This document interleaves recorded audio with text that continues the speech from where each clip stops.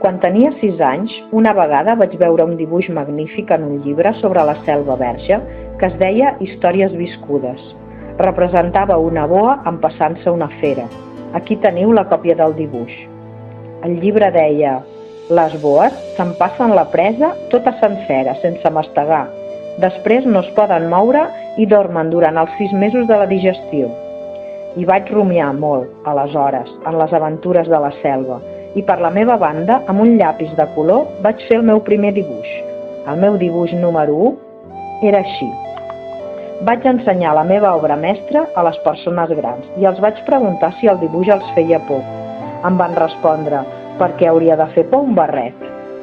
El meu dibuix no representava un barret, representava una boa que digeria un elefant.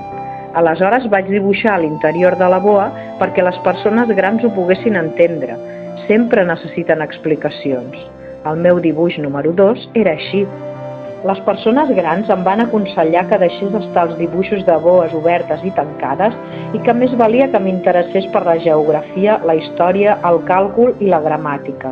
Així va ser que vaig abandonar a l'edat de 6 anys una magnífica carrera de pintor.